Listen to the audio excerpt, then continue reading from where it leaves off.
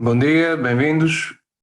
Parece que a maioria de pessoas conseguiram fazer login pelo Zoom.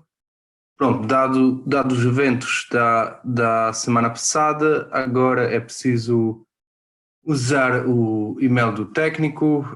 Parece-me que é basicamente a única solução que a gente pode fazer para ficar aqui com umas aulas pronto, dentro das condições. Eu vou também, estou também a gravar as aulas, ainda não coloquei nada online, ainda não investiguei as possibilidades onde colocar, não sei se existe aquele serviço do Colibri ou simplesmente YouTube, não sei, pronto, ainda vou investigar isso, não sei se alguém tem alguma sugestão. Pronto, então isto era sobre Zoom, depois sobre testes e exames. Eu já coloquei as datas na página de disciplina, então está nos métodos de avaliação. Já recebi várias perguntas sobre o teste prático, como que vai ser com o teste prático. A ideia é fazer teste prático só depois do segundo projeto. Nós estamos a propor a data de 27 de maio às 4 horas, que é quarta-feira. Mandamos essa data à coordenação com uma sugestão, parecia-nos que há menos conflitos, ou que não haja conflitos com outras cadeiras nessa data, nessa hora. O objetivo do teste prático vai ser relativamente simples. Vocês têm que pegar na sua implementação, na vossa implementação do projeto 1 e do projeto 2 e adicionar alguma funcionalidade que nós vamos pedir. Tipicamente vai ser alguma coisa pequena, é só para demonstrar que vocês saibam o que está no projeto, como o projeto está feito. Vai ser basicamente alguma coisa de 1 hora, não mais que isso. Vocês alteram o projeto e depois submetem. Agora vamos ver se vai ser pelo Mushak ou simplesmente no Phoenix. De qualquer forma, ainda vamos dizer como vai ser exatamente. Vai ser coordenado com a Alameda, então toda a gente vai fazer na mesma hora. Pelo menos isto é o plano. Vamos ver se ainda vai ser possível, mas não vejo nenhum problema com isso. Ok, voltando à matéria do projeto, ainda vai haver mais testes, vou colocar alguns testes maiores para vocês poderem perceber a duração dos testes, qual é a performance da vossa implementação e, obviamente, depurar mais.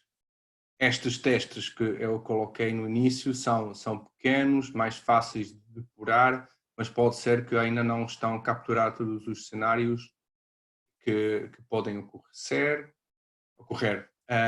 Ok, mas coloquei na página de disciplina a minha implementação do projeto 1, é um ficheiro p1-mj.c.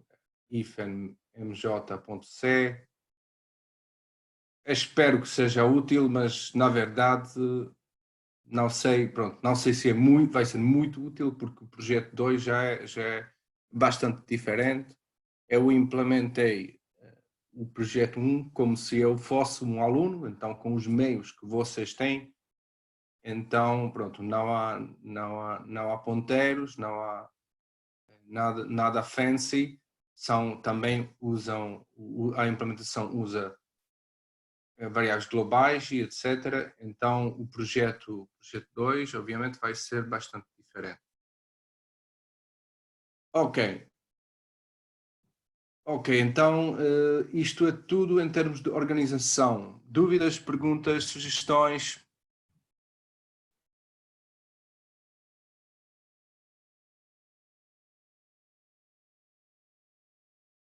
Nada? Não, professor, de momento não tenho nada para perguntar. Ok, está bem, pronto. Então vou voltar à matéria de hash tables. Basicamente, vou repetir basicamente tudo que falámos na quinta-feira, porque pronto, não correu muito bem, dado as condições. Ok, pronto. Então, o que falamos na terça-feira era o linear hashing, que tinha aquela desvantagem que se eu faço hash de um elemento e depois outro elemento que tem a mesma hash ou fica perto do elemento que já está lá, estou aqui a criar um bloco de elementos consecutivos. Pronto, assim, com certeza, todas as colisões ficam aqui coladas, mas reparem que não é só elementos com mesma hash que são colados. Também pode acontecer, acho que já também tivemos esse exemplo, que aqui há um exemplo que tem um hash diferente, mas por acaso fica mesmo dentro do meu bloco dos elementos com hash 1. Imaginemos que estes azuis ficam com hash, com valor do hash algum valor 1 e segundo hash dá valor 2. E se isto fica perto, estou a criar assim um bloco consecutivo e é uma espécie de bola de neve, porque depois, quando aparece mais uma colisão, esse cresce. E então a probabilidade de esse bloco crescer também aumenta, porque cada vez maior a probabilidade que vou ficar com alguma coisa perto desse bloco. Porque o bloco é cada vez maior, pronto. É assim uma espécie de bola de neve em que nós podemos criar mais e mais colisões, e isto é indesejável porque estes blocos estão a fazer todas as operações mais lentas. Então, a solução, ou solução, não é? Obviamente nunca é a solução perfeita, porque no hashing não é possível facilmente livrar-se de colisões, mas uma solução para evitar estas bolas de neve é usar double hashing. Double hashing. Double hashing. Que é parecido com hashing linear, com linear probing, só com aquela diferença que tenho mais uma função de hash que diz qual é o salto que deveria fazer quando há colisão. Então, se tenho dois elementos com a mesma hash,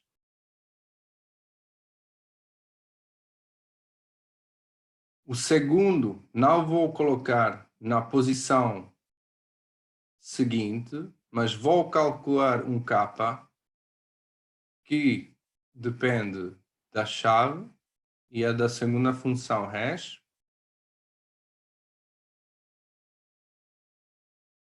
e procuro um elemento na posição hash original mais kappa. Se aquele estiver ocupado, faço mais kappa. Esse kappa depois nunca muda, é sempre o mesmo kappa. Estou sempre a fazer uns saltos mais kappa. Ok? Então, quer dizer que linear probing é um caso especial do double hashing. Porquê? Sugestões? Agora vamos ver se pessoas já acordaram. Professor, estão aqui no nosso grupo a dizer que estão na fila de espera ou na sala de espera, não sei se o professor consegue ver. Isso parece esquisito. Eu não estou a ver ninguém na sala de espera. Eu não estou a usar a sala de espera. Devem estar com o link antigo, talvez. Pode ser. Sim. Ou o link antigo ou não tem e-mail técnico, mas eu não tenho aqui, não usei sala de espera.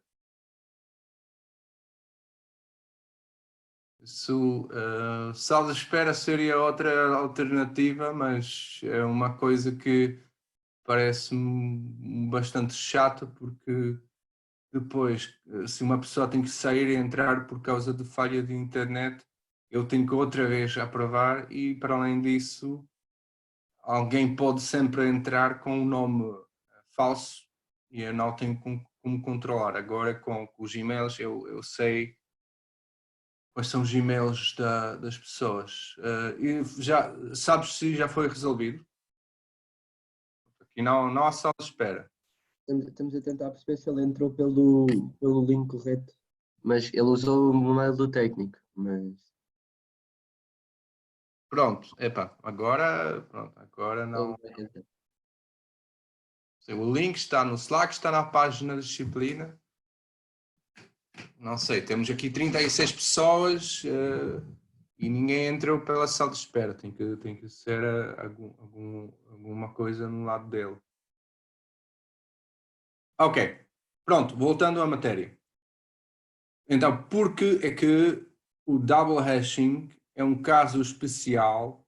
Aliás, ao contrário, por que é que linear probing é um caso especial do double hashing? Sugestões?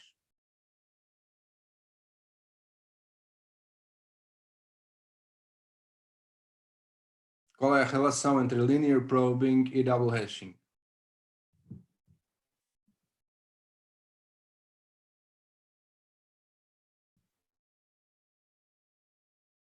Ninguém?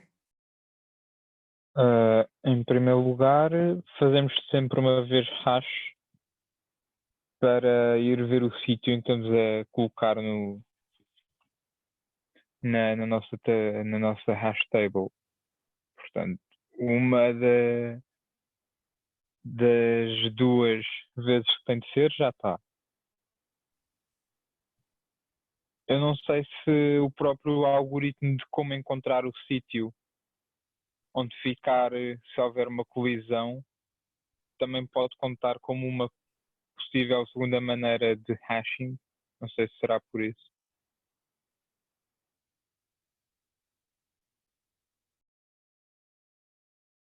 Assim, o algoritmo é bastante parecido, não é? Porque no caso, como estás a dizer, a primeiro lugar ou primeira posição depende da função hash. E isto é comum aos dois algoritmos. Ok? Os dois algoritmos procuram a primeira posição pela função hash. Isso é igualíssimo. Não há listas ligadas, isto também é igual. Nenhuma dessas abordagens usa listas ligadas. O que é diferente que no caso de linear probing, se eu tenho uma colisão, faço sempre posição mais 1. Se tenho um lugar ocupado, faço mais 1. Se este for ocupado, também faço mais 1. E continuo até encontrar uma caixinha vazia. Ok? No caso do double hashing, é bastante parecido, só que em vez de fazer mais 1, faço mais k. E k vem de alguma função. Eu ainda não falei qual seria essa função, mas também não é. Pronto, nós temos aqui uma liberdade de qual função escolher para calcular k. Isso quer dizer que eu consigo simular linear probing como? Se K for... Se o K for 1. Exato, ok? Se K for 1, se K for 1 é igual a linear probing.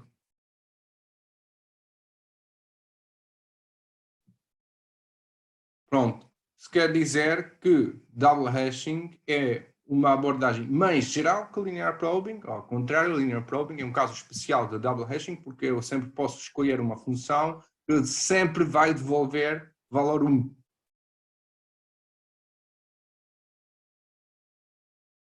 Ok? Pronto. Depois, já tocamos nesse assunto na semana passada. Eu tenho que tomar cuidado com o valor de K. Acho que tivemos um exemplo, como por exemplo, vou fazer um exemplo de seis elementos. Tem uma tabela de 6 posições, 6 casas. Qual capa com certeza não quero usar? Alguém tem algum exemplo de um valor de capa que não é desejável para double hashing?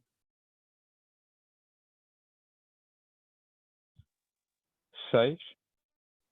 6, ok, 6 com certeza é mau, porque, pronto, por exemplo, eu entro aqui na posição 0, faço mais 6, estou outra vez onde que eu estava, na posição 0.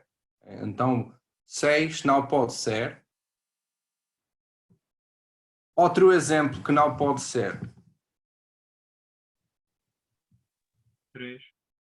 3, pois, 3 também não pode ser, porque se, por exemplo, aqui 3 for ocupado, faço mais 3, vou saltar à posição 3, depois faço mais 3, que me vai fazer um wraparound a 0. Então só explorei 2 posições e vou aqui fazer loop para sempre. Então não pode ser mais 3, não pode ser. Mais um exemplo, acho que temos basicamente, pronto, acho que O 2 e o 4 que provavelmente não davam jeito.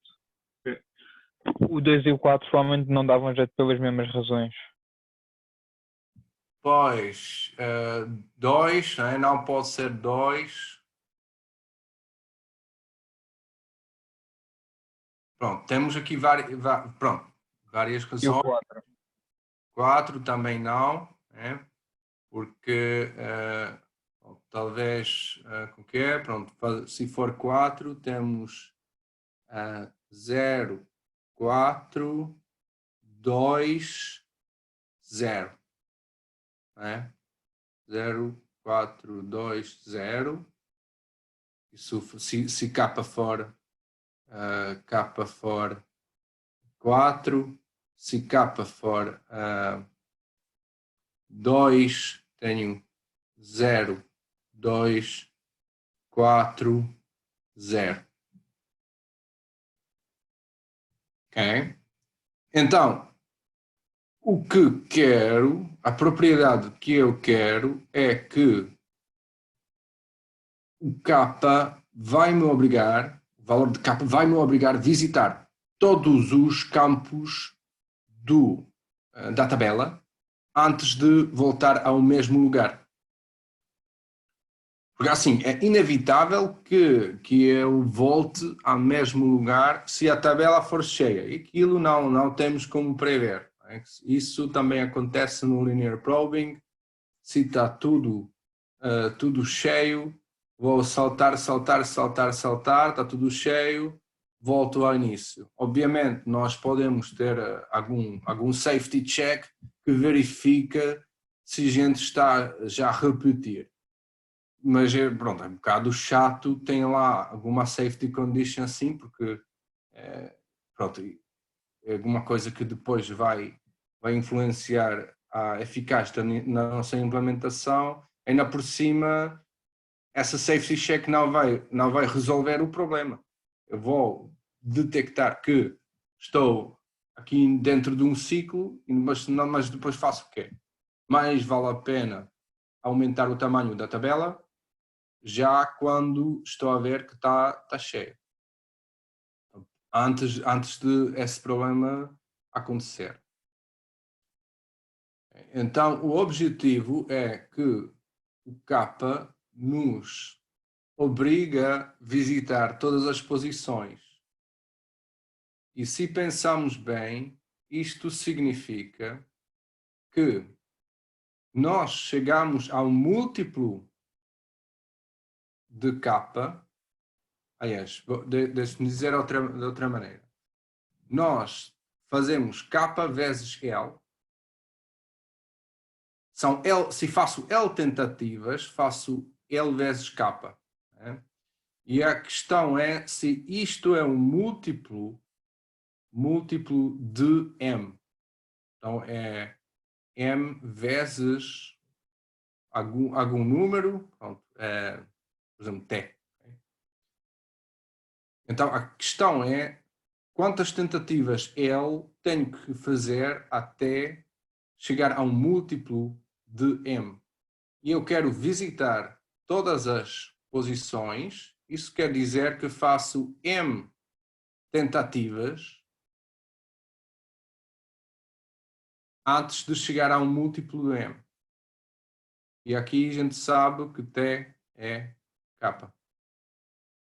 Então, nós queremos que o menor múltiplo comum desses dois números, K e M, é K vezes M.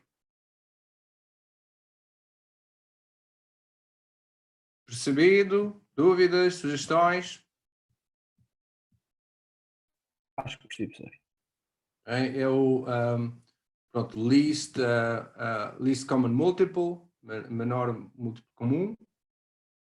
Existem outras características desse coisa, desse tipo de pré-requisito. Falamos de números coprimos, coprime. Obviamente, isto é relativamente trivial se K for menor que M e M for primo. Depois não tenho problema, né? Porque, pronto, assim, não, pronto, não tenho nenhum problema. A única maneira para ficar com múltiplo comum é tenho que multiplicar M pelo K. Ou multiplicar K pelo M, tenho que fazer M tentativas. Outra observação, se K for 1, também, trivialmente, tenho 1 vezes L. Quantas tentativas tenho que fazer para chegar a um múltiplo de M? No mínimo, tem que ser M. No mínimo, tem que fazer M tentativas para voltar ao mesmo lugar. M passos, M incrementos. Ok? Pronto. Então, isto era a ideia do double hashing. Eu vou só mostrar os slides que vão recapitulando esta matéria, vão também acrescentar mais informações. Deixe-me só aqui recuperar o meu chat.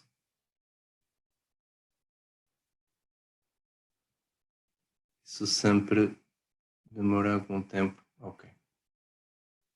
Ok. Então, resumindo, resolução por double hashing é, em princípio, igual à procura linear, é muito parecido, só que precisamos mais uma função de hash para calcular o incremento. Agora reparem que o incremento é sempre igual para cada chave.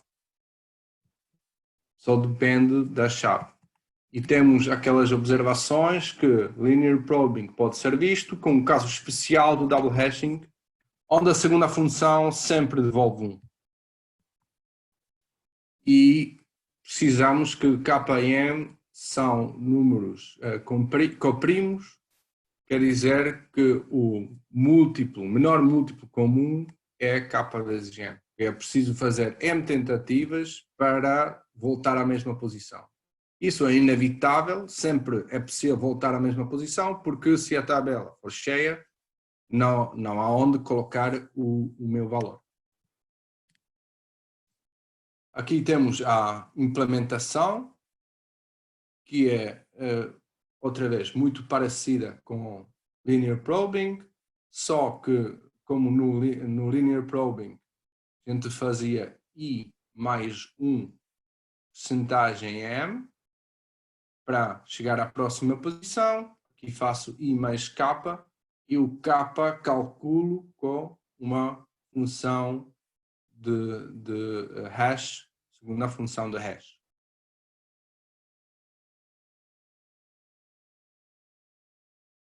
E o resto fica igual.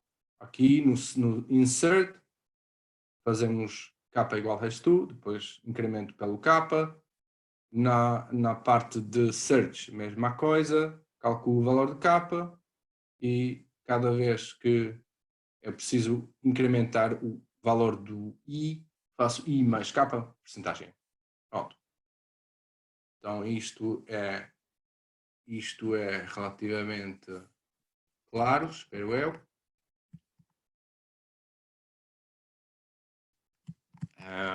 Agora eu não quero trocar o slide por alguma razão.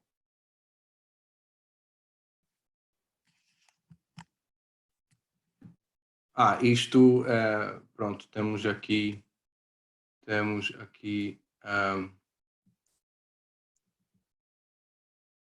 uma versão com linear probing para comparar. Então aqui fico só com I mais 1 em vez de I mais K. A implementação é relativamente fácil de fazer, é quase igual.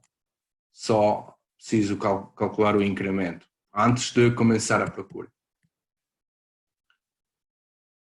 Igual ao linear probing, tenho que assegurar que a taxa de enchimento é menor que 1, não pode haver mais elementos que posições, mais elementos que casas, até tem que ser menor, que depois coisas não funcionam bem quando está mesmo preenchido. E teoricamente, na média, essa tabela tem umas propriedades melhores que uma tabela de linear probing. Esses números só aqui tenho por curiosidade, isso não vai aparecer no texto. Temos aqui um exercício. A primeira função de hash é K módulo M. Ok, aqui talvez o que seja confuso, eu poderia ter alterado isso, mas o K aqui não é o incremento, é a chave. Então, mentalmente, vocês têm que pensar agora que o K nessa função é o valor da chave, não é incremento. O valor de incremento é H2 do K. Queremos inserir 97813 e temos uma tabela de tamanho 7 que trivialmente assegura boas propriedades porque é um número primo, não temos problemas. Ok, então onde que vou colocar número 9, sugestões?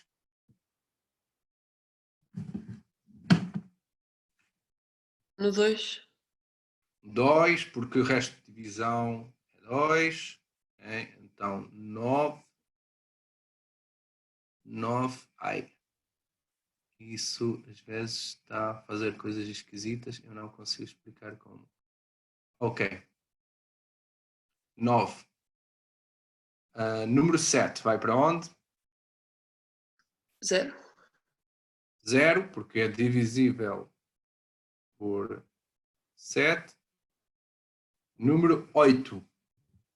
1. 1, porque o resto de divisão é 1. Agora, isso está a parecer esquisito, não é? Porque tenho aqui um bloco. Então, 1 vai para onde? Aliás, qual é o nosso processo? Não é só para onde que vai, mas qual é o processo para inserir o valor 1? Como há uma colisão, tem de se usar a segunda função de hashing. Exato. Então, 1 vai querer entrar na posição 1, mas não pode, porque está ocupada. Então, faço H2 de 1, que fica com...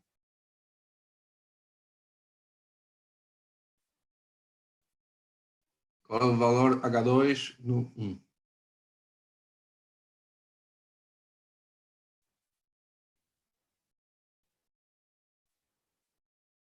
4.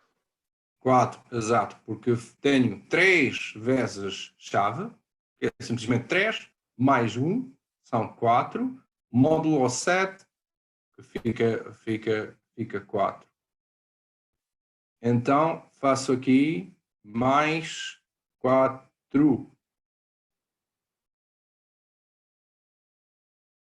Então, 1 vai ficar aqui. Acho que este exemplo demonstra aquela ideia que estamos a tentar evitar essa bola de neve. Aqui temos essa cluster de 7, 8, 9 que é perigoso para a nossa performance, mas em vez de acrescentar mais um número dentro desse bloco, o valor do 1 vai mais longe. Ok, valor 3. Pronto, aqui não é nada especial, porque... Ai. Pronto, temos lá os 9. O que acontece com 3? 3 vai para 3. Aqui não é nada especial. E 0.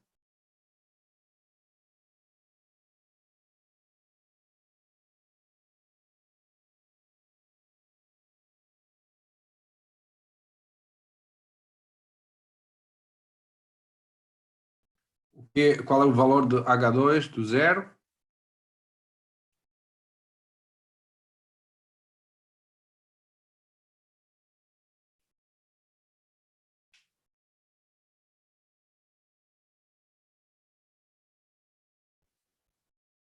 Sugestões?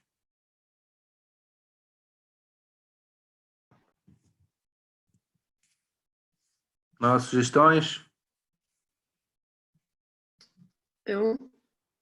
É 1. Okay? Então, aqui, no caso do 0, nós ficamos com o mesmo comportamento como o linear probing, porque eu vou tentar inserir 0 na posição 0, aqui está cheio, vou fazer mais 1, mais 1, mais 1, até chegar à posição 4. Okay?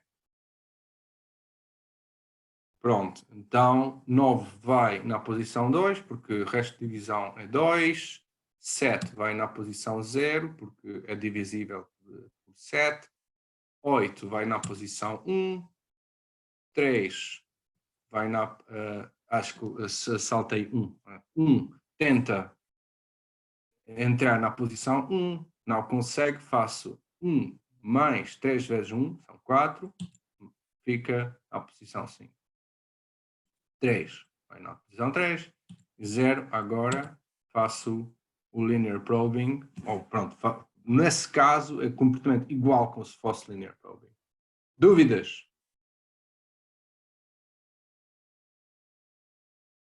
Não, professor. Ok, pronto, tipicamente isto vai aparecer no teste, no exame. Acho que tipicamente acontece que, ou muitas vezes acontece que pessoas tentam recalcular o valor de H2. Mas nós calculamos o valor de H2 só uma vez por cada chave. Então, atenção com isso. Eu só preciso calcular H2 só uma vez para cada chave. Aliás, só preciso calcular quando tenho uma colisão. Se não tiver nenhuma colisão, nem preciso calcular H2. Mas quando eu tiver uma colisão e então preciso calcular o valor de H2, mas só uma vez. Depois só sempre faço mais delta. E essa delta sempre fica igual e depende do valor de H2. Só preciso calcular uma vez.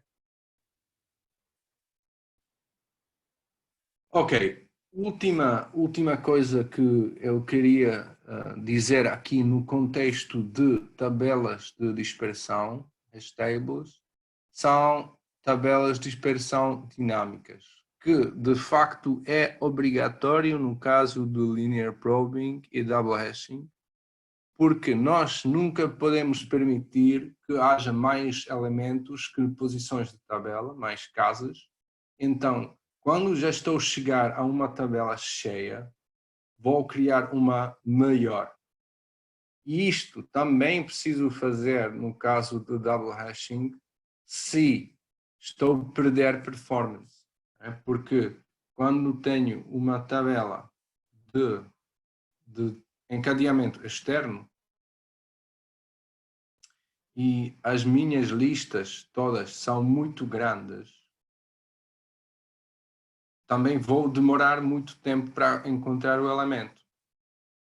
Porque tenho que percorrer a lista toda das colisões. Então eu tenho muitas colisões, depois a hash table está a demorar muito tempo. Então, o que se faz na prática é, quando a tabela fica cheia, agora é preciso dizer o que quer dizer cheia, mas quando fica cheia, vou reinserir todos os elementos numa tabela maior e vou deitar fora aquela mais pequena. Agora, o que quer dizer muito cheia? Isso tipicamente é alguma constante. Então, o que se faz na prática, se vocês usarem alguma biblioteca de hash table, vocês podem configurar qual é a taxa de n dividido por m. Então, se eu tenho n elementos e m posições de tabela hash, eu posso dizer, ok, isso tem que ser sempre menor que 60%, por exemplo. Isso tipicamente é configurável nas bibliotecas que implementam hash tables.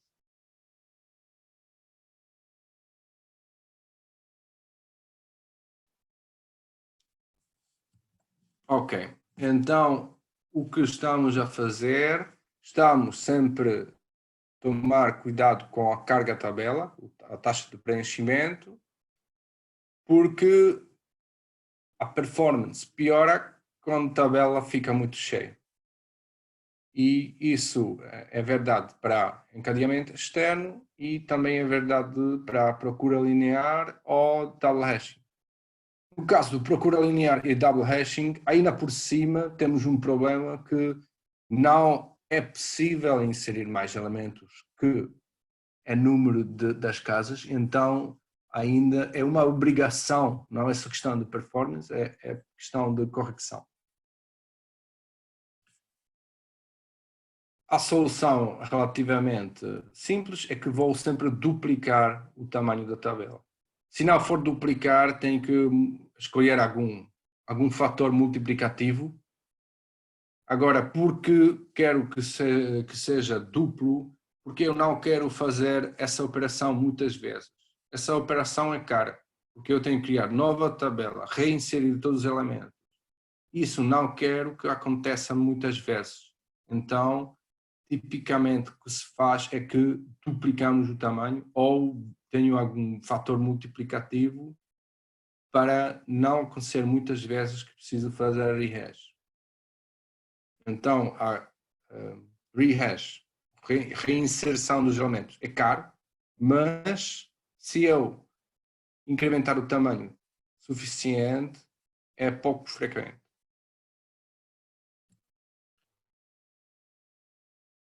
Aqui temos uma abordagem implementada, uma abordagem de rehash, reinserção, implementada no contexto de procura linear.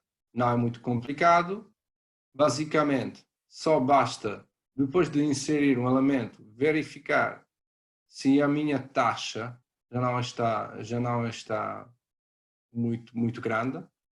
Aqui estou a fazer expand cada vez que chego a uma metade. Poderia ser outro valor, metade talvez seja um valor razoável. Então, quando o número de elementos é maior que metade da tabela, faço expand.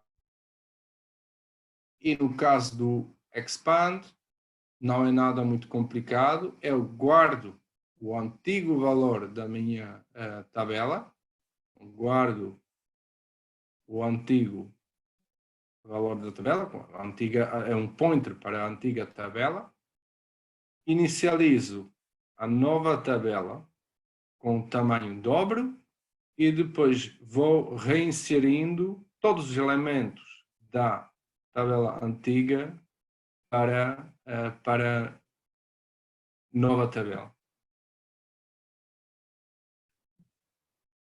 Ok?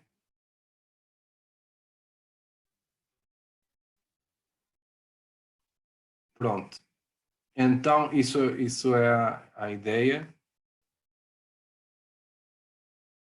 Esse número, eu poderia escolher outro número, não precisaria ser 50%, poderia ser outra carga.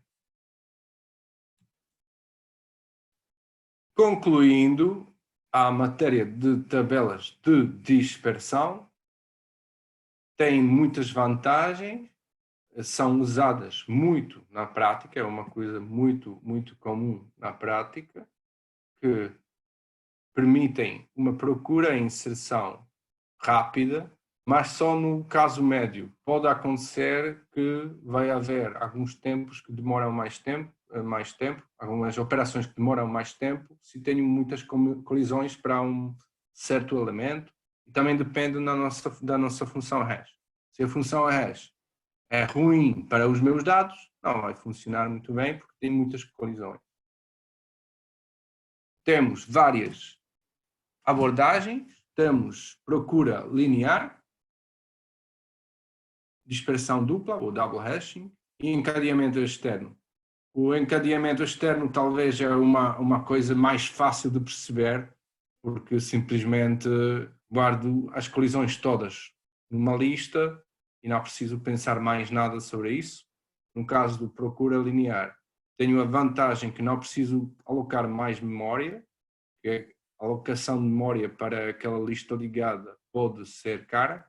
No caso do procura linear e dispersão dupla, o double hashing, não preciso alocar mais memória, só aloco para a tabela. Mas tenho aquela desvantagem que a taxa de preenchimento tem que ser menor que 1. Obrigatoriamente, depois não funciona, se não for. Não temos, então, garantia de desempenho. Isso pode ser, talvez, visto com uma certa desvantagem. Não sei se, por exemplo, eu preciso garantir alguma operação dentro de algum tempo garantido. Pode ser importante para, não sei, algumas aplicações, por exemplo, de embedidas. Imaginem que vocês têm alguma aplicação médica e vocês precisam que a resposta sempre está calculada dentro de algum tempo.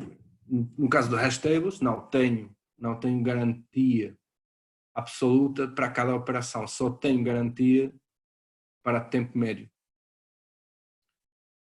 Pode ser também que a função de dispersão pode ser cara, para calcular o hash pode ser caro.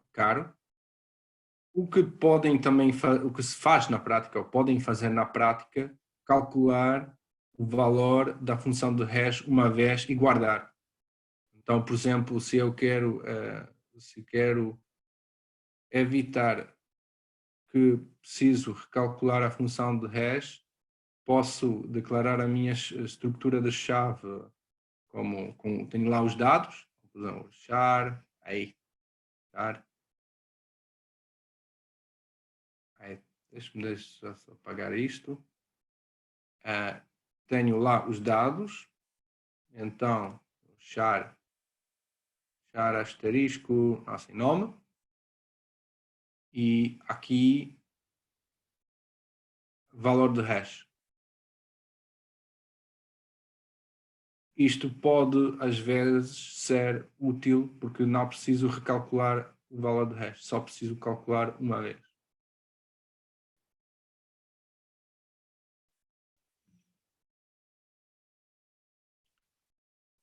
Depois, outra desvantagem das tabelas de dispersão é que não temos ordem, não temos nenhuma ordem. Aliás, eu diria que é até ao contrário, nós queremos que as coisas sejam não ordenadas, nós queremos que as chaves são distribuídas pela lógica aleatória, quase aleatória. Então, a ordem simplesmente desaparece, não há qualquer ordem entre as chaves dentro da tabela. Se eu quero manter a ordem, tenho que guardar numa estrutura diferente ou guardar a ordem dentro da chave.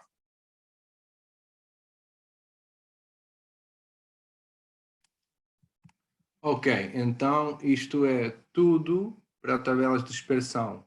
Dúvidas, perguntas, sugestões?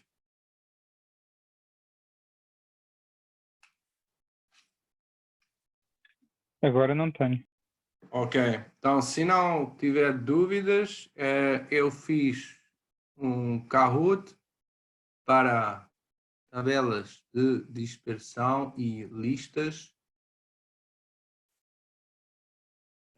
Não há muitas perguntas, há poucas perguntas, há 8 perguntas, mas diria que talvez sejam um bocadinho mais complicadas que habitualmente. Acho que é preciso pensar um bocadinho. Então, eu sei que no Kahoot a gente ganha pontos se a resposta for rápida, mas aconselho pensar um bocadinho. Agora, o que é isso? Epá, não percebo esta pergunta. Ok, Classic. Ok, pronto. Então,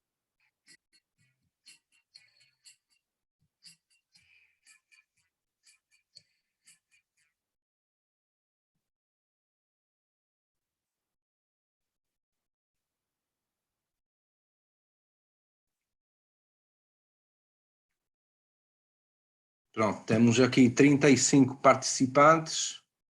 Normalmente, sempre há pelo menos 5 pessoas que foram à praia ou foram tomar pequeno almoço, mas suponho que a gente chega até 30.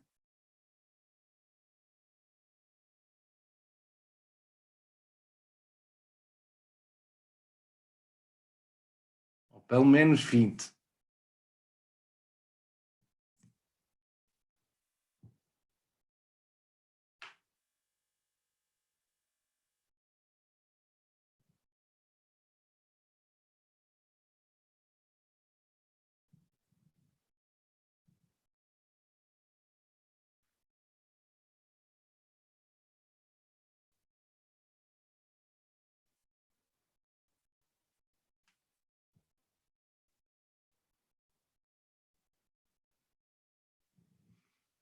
Então, mais 24, 20. Estamos a perder pessoas. 24.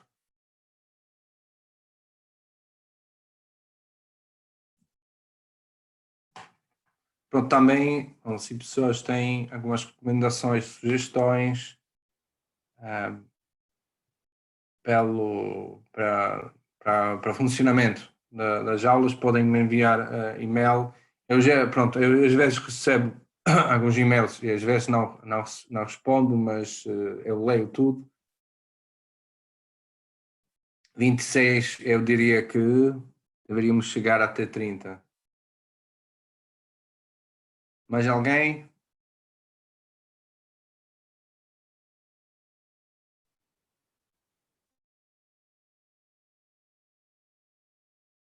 27. Esse processo está sempre um bocado demorado.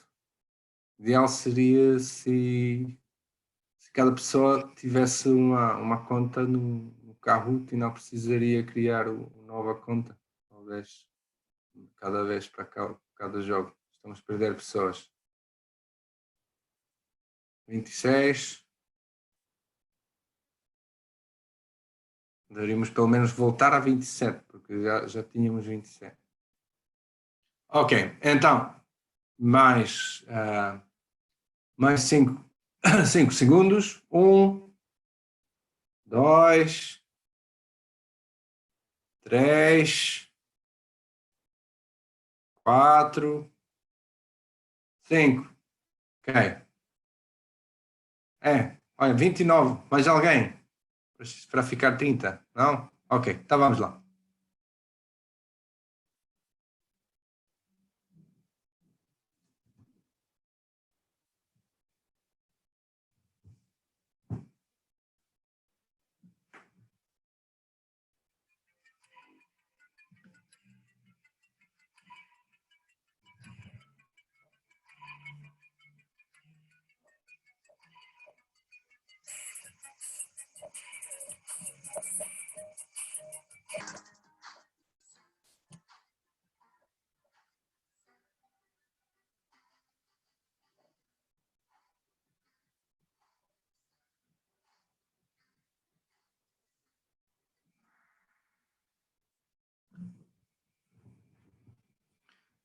Ok, eu desliguei o som, não estou aqui a ver onde desligar aqui no Kahoot, então eu agora não ouço nada se alguém falar.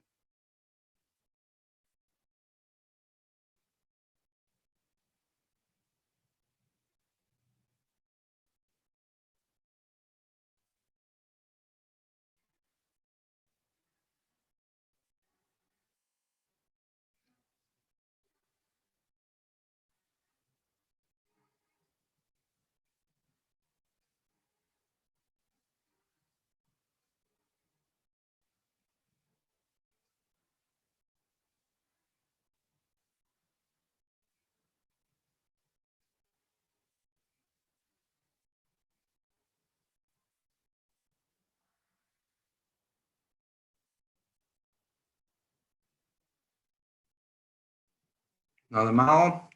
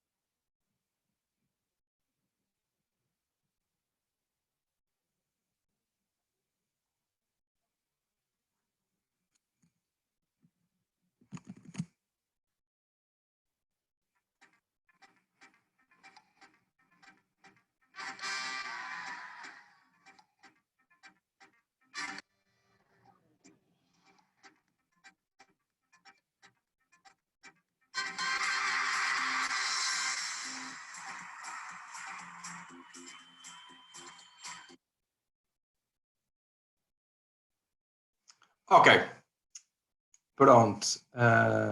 Só aqui guardar.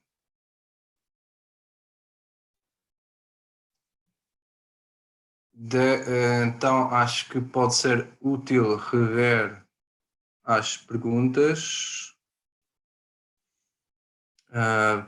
Aqui, show answers. Ok, acho que a primeira questão, como que eu aumento? Ok. Toda a gente consegue ver agora a minha janela de browser, certo? Sim, senhor.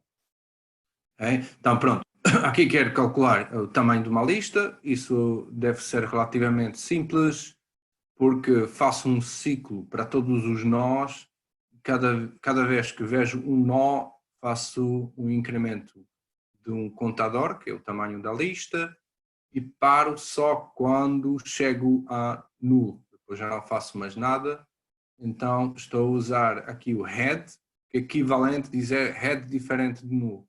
Então, essa for só continua enquanto head for diferente de null. E o head, pronto, estou aqui a reutilizar o valor do head, eu poderia criar um novo ponteiro, mas como depois o head não está a ser usado mais para nada, estou a reutilizar o valor do head. Okay. Isto, já não me lembro qual era o resultado, mas eu acho que aquilo deveria ser claro, é mais questão de prática, talvez. Aqui o change last talvez seja um bocadinho mais tricky, porque eu não faço nada no corpo do meu for, eu só quero parar quando chego ao último elemento. E quando é que chego no último elemento? Quando o meu next é nulo. Okay? Então aqui quero parar quando o head next é nulo. Não quero parar quando o head é nulo, porque depois só head ficaria nulo depois desse ciclo. Tenho que parar quando o head next é nulo. Ou, ao contrário, continuo quando o head next é diferente de nulo. Apagar primeiro elemento da lista, parece-me que isso, por alguma razão, não correu muito bem. Pronto, temos aquela função que devolve a nova cabeça e apaga simplesmente o primeiro nó. Então, o que quero fazer aqui no aux, como vou devolver aux, quero devolver a nova cabeça. E o que é a nova cabeça? É o próximo elemento. Então, simplesmente faço hnext, devolve hnext. Só eu não posso devolver logo, porque ainda tenho que apagar o nó h. Tenho que fazer free no h. Se não precisasse fazer free, simplesmente poderia fazer return hnext. Mas pronto, não posso, porque ainda tenho que apagar o nó h. Aqui, o pior caso de procura numa tabela com encadeamento externo, com n elementos, é linear. Eu acho que quase toda a gente respondeu bem, se me lembro bem. Isso acho que deveria ser relativamente claro. Tem a ver com aquele facto que não temos garantia de performance. Nós só esperamos que, na média, o comportamento seja bom. Mas se eu tenho muito azar e todos os elementos ficam numa lista só, depois a procura é linear, porque tem que ver todos os elementos. Então, se tenho uma situação onde todos os elementos têm uma colisão, estão numa colisão, nesse caso, a complexidade é simplesmente n, como se fosse uma lista ligada, igual. A mesma coisa acontece no caso do linear probing, se está tudo em colisão, aliás, se está tudo dentro de um bloco consecutivo, nem preciso tantas colisões, só basta ficar tudo dentro de um bloco consecutivo, sem espaços, e fico outra vez com, pior caso, linear. Não ganho nada com hashing, simplesmente tenho que ver tudo. Outra pergunta, acho que também quase toda a gente respondeu bem, isso é relativamente fácil. Estamos a perguntar qual é a relação entre o número de elementos e o tamanho da tabela. Obviamente, o número de elementos tem que ser menor que o tamanho da tabela, no caso do linear probing. Tem que ser, não há outra hipótese. No caso do linear probing, os elementos sempre ficam nas posições consecutivas. Isso não é verdadeiro.